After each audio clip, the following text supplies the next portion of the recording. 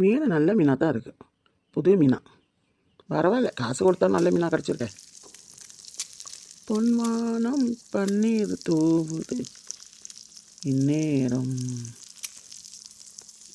2 நாளாக மழை பெஞ்சு ஊற்றிடுச்சு. எப்போயாச்சும் இன்னைக்காச்சும் கொஞ்சம் வெயில் காட்டுதே. அக்கா வாம்மா, நல்லா இருக்கியா? எங்கடியா ஆளையே காணு. எங்கேக்கா வர முடியுது, வேலை தான் சரியாக இருக்குது. என் பையனுக்கு வர ஸ்கூலில் லீவ் விட்டாச்சா, அவன் விளையாடிக்கிட்டு அது செஞ்சு கொடு இது செஞ்சு கொடுன்ட்டு வீட்டில் இருந்துக்கிட்டு அநியாயம் பண்ணுறான்க்கா. என்ன செய்யுது, லீவில் இருக்கானே, செஞ்சு கொடு. கேட்குறது பிள்ளை கேட்குறது.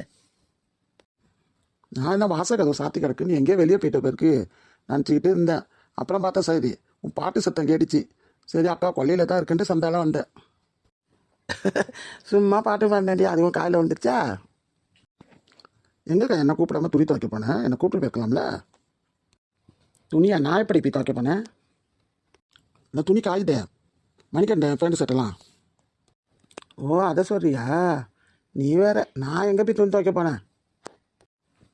அவனை சத்தம் போட்டேன், துணியெல்லாம் ஒத்து போட்டுருப்பாரு. எல்லா துணியும் எடுத்துக்கிட்டு நான் போர் ஓடுதா குளத்துலையும் ஆற்றுலையும் துவைச்சிட்டு கிடக்க வேண்டியா இருக்குது. கொஞ்சம் உன் துணியாக தான் ஒரு நாளைக்கு துவைச்சி போட்டேன் நடான்ட்டு.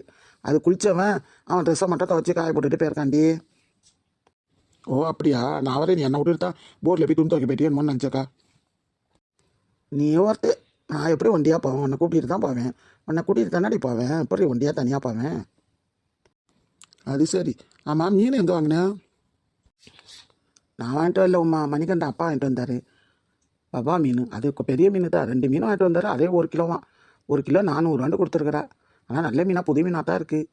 அதை வச்சுக்கிட்டு தான் வெட்டிக்கிட்டு உட்காந்துருக்குறேன். அரும்பில் இலை வெட்டாமல் கத்தியால் வெட்டிட்டு உட்காந்துருக்கேன். அரும்பில் மடியில் வச்சுக்கிட்டு எப்படி ஆய முடியும்? அதுக்கு தான் இந்த கீழே உட்கார முடியலடி, இடுப்பை வழியாக தாங்க முடியல. அதுக்கு தான் இப்படி இந்த கட்டையில் உட்காந்துக்கிட்டு கட்டையை தூக்கி மடியில் வச்சுக்கிட்டு மீன் இப்படி ஆயின கத்தியால் இப்படி உட்காந்து ஆயுதேக்கா. மீன் கவிச்சடிக்காது மேலு புடையெல்லாம். நானும் இப்படியே உட்கார போகிறேன். மீனை 5 கழுவி வச்சுட்டு குளிச்சுட்டு வந்து தான் சமைப்பேன். இல்லாட்டி சமைச்சிட்டு வந்து குளிச்சுட்டு வருவேன். குளிக்க தானே போகிறோம், அது இப்படியே இருக்கட்டும் உட்காந்து இங்கே ஆஞ்சிட்டு உட்காந்துருக்கேன். அதுவும் சரிதான். அடுப்பில் என்ன உலை கொதிக்குதா? ஆமாடி உமா, அடுப்பில் உலை வச்சுருக்கேன். இன்னும் அரிசி அள்ளி போடல. அரிசி களைஞ்சிட்டு வந்து போடணும். தண்ணி கொதிக்க லேட்டாகாமல் கொதிக்கிட்டோன்னு சொல்லிட்டு அப்படியே வச்சுட்டு அது மீன் ஆஞ்சிட்டு உட்காந்துருக்குறேன். நாளைக்காச்சும் போவோம்க்கா, போரில் போய் துணி வச்சுட்டு வருவோம். சரி, எங்கே போர் ஓடுதுன்னு பாரு, துணியை எடுத்துகிட்டு போவோம். அப்போ நான் போயிட்டு வரேன்க்கா. ஏண்டி உமா உட்காரேன், இந்த கட்டையை போட்டுனா உட்காரியா? இல்லைக்கா, சும்மா தான் பார்த்துட்டு கொண்டு வந்தேன். உன்கிட்ட என்ன கறி? வெயிலாக இருக்குது, சமையல் கட்ட நிற்க முடியலன்னு சொல்லிட்டு நானும் வாசலில் தான் வச்சு ஆக்கினாக்கா. சாம்பார் போட்டு கருவாடு பொரிச்சு சாப்பாடு செஞ்சு வச்சுட்டேன். சோறுலாம் ஆக்கி வடித்து வச்சுட்டேன். என்னடி இது காலையிலே வேலை பார்த்துட்ட பிறகு? ஆமாக்கா, எப்போ வேணாலும் பார்த்தா பார்க்க போகிறோம். ஆமாம், மீனில் தண்ணி ஊற்றாமல் ஆஞ்ச மீனில் வச்சுருக்கேன். ஆஞ்சி தண்ணியில் போடக்கூடாது உமா, உனக்கு தெரியாது? மீனை ஆஞ்சி தண்ணியில் உடனே போடக்கூடாது. மீனை ஆஞ்சி ஒரு சட்டியில் வச்சுட்டு தண்ணியை ஊற்றி கழுவி தான் வைக்கணும். தண்ணி எடுத்து தண்ணியில் மீனை ஆஞ்சி போட்டோன்னு வச்சுக்க, ருசியாக இருக்காது மீன். இனிமேல் நீ இப்படி செய். ஓ அப்படியா? நான் தண்ணியை வச்சுக்கிட்டு தண்ணியில் தான் ஆஞ்சி போடுவாக்கா மீன். சரி அப்படிலாம் செய்யாதடி, நம்ம நான் செய்கிற மாதிரி பாரு. மீனை ஆஞ்சி சட்டியில் போட்டுக்கணும், அப்புறமேல தான் தண்ணியை ஊற்றி அலசணும். அப்படி செஞ்சு பாரு எப்படி இருக்குண்டு. சரிக்கா, அப்படியே செஞ்சு பார்க்குறேன். சரி நீ மீன் ஆயிக்கா, நான் வந்ததில் உனக்கு வேலை கட்டுப்பட போகுது. பரவாயில்ல உமா, நெல் நான் பாட்டா ஆய போகிறேன். வேணாக்கா, நீங்கள் வேலை பார்க்கணும்ல, நான் போயிட்டு வரேன். நீங்கள் மீன் ஆயிங்க.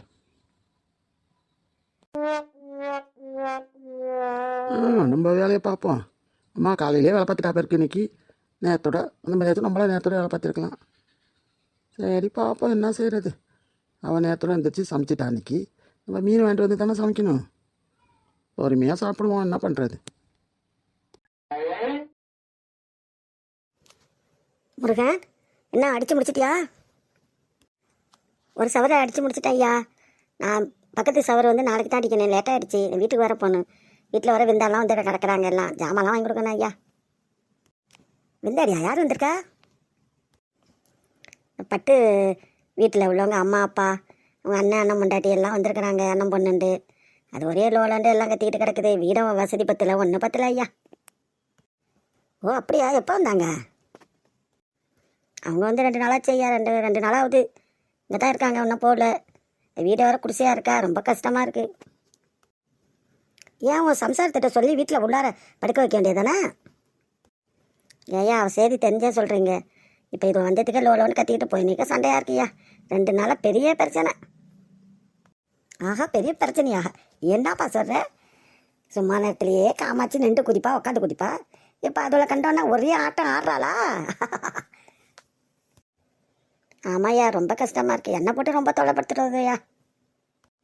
ஒன்றை எதுக்கு தொல்லைப்படுத்துவோம்? எப்படியாச்சும் அடிச்சுக்கிட்டு பிடிச்சிக்கிட்டு கிடக்கட்டும் இந்த சொல்லிட்டு நீ பாட்டா வெளியே வந்து வேலை பார்க்க வர வேண்டியதாயா? எங்கேயா அவள் பட்டு அதை போய் வாங்கிட்டு வா, இதை போய் வாங்கிட்டு வா, கோழி வாங்கிட்டு வா, சிக்கன் வாங்கிட்டு வா, மட்டன் வாங்கிட்டு வான்ட்டு அவள் போட்டு தொல்லைப்படுத்துறாயா. 2 பக்கமாக பூந்துக்கிட்டு படாத பாடுபடுத்தி வைக்கிறாள். முருகன் சும்மாவா சொன்னாங்க அந்த காலத்தில் பழமொழி, 2 பொண்டாட்டிக்காரன் கண்டேரி செத்தாண்டு.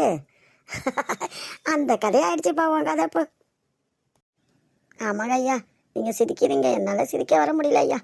ரொம்ப மனசு கவலையாக இருக்கு ஐயா. ஏன்டா கல்யாணம் பண்ணோன்னு நினைக்கிறேன் ஐயா இப்போ. ஓ அப்படிலாம் நினைக்காதப்பா, நீ வேற. ஏன் அப்படிலாம் நினைக்கிற? பொண்டாட்டின்னா அப்படி தான் செய்யுங்க. எல்லா பொண்டாட்டியும் அப்படித்தான்ப்பா செய்வாளுவ. ஆனால் உனக்கு அவாச்சுல்வ. இந்த காமாட்சி இருக்கிறாளே பெரிய ஆளுயா. காமாட்சின்றால காமாட்சி தாவா. என்ன செய்கிறது? அதுக்காக தானே நீ பட்ட கல்யாணம் பண்ணிக்கிட்ட. விடு, எல்லாத்தையும் அட்ஜஸ்ட் பண்ணி தான் வரணும். என்னால் முடியல ஐயா, ரொம்ப கஷ்டமாக இருக்குய்யா.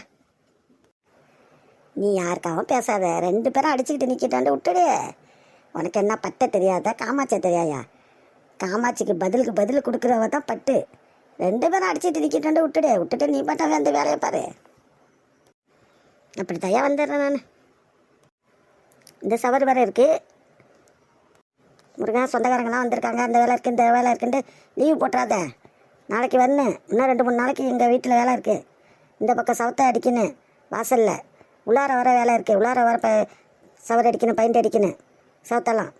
நீ வந்து லீவ் போட்டுறாத. நாளைக்கு கண்டிப்பாக வந்துடு. அதெல்லாம் வந்துடுவேன் ஐயா, வந்துடுறேன். 2-3 நாளைக்கு இங்கே வேலை முடிச்சு கொடுத்துட்டு தான்யா போவேன். எங்கேயாச்சும் போகிறேன்டாலாம் இங்கே முடிச்சு கொடுத்துட்டு தான் அடுத்த வேலைக்கு போகணும். அது இங்கே பாதியோடு போட்டுட்டு போயிடாத. இங்கே பிள்ளை குட்டிலாம் இருக்கிறாங்க, சிரமமாக இருக்கும். பெயிண்ட் அடிக்கிறது ஒரேத்தில் முடிச்சுட்டு போகணும். சரிங்க ஐயா, சரிங்க. இந்தா வாங்கிக்கோ, இன்னைக்குள்ளே சம்பளம் கொடுத்தாச்சு. நாளைக்கு ஏதாவது சாக்கு போட்டுட்டு இருந்துடாதப்பா. வந்துடுன்னு கண்டிப்பாக. எப்படி அங்கே உங்கள் வீட்டு வேலையை பாதியோட போட்டுட்டு போய் அடுத்த வேலைக்கு போவேன்? அதெல்லாம் போக மாட்டேன் ஐயா. இங்கே உள்ள வேலையை முடிச்சு கொடுத்து தாயா போவேன். பெயிண்ட் எடுத்து உள்ளே வச்சுட்டோமா? பெயிண்ட் வாலி, பெயிண்ட் அடிக்கிற மிஷினு எல்லாத்தையும் உள்ளே கொண்டு அங்கே ஒரு பக்கமாக வச்சுட்டு நீ போயிட்டு வா. நேரம் ஆகுது. சரிங்க ஐயா, நான் போயிட்டு வரேன் ஐயா. சரி.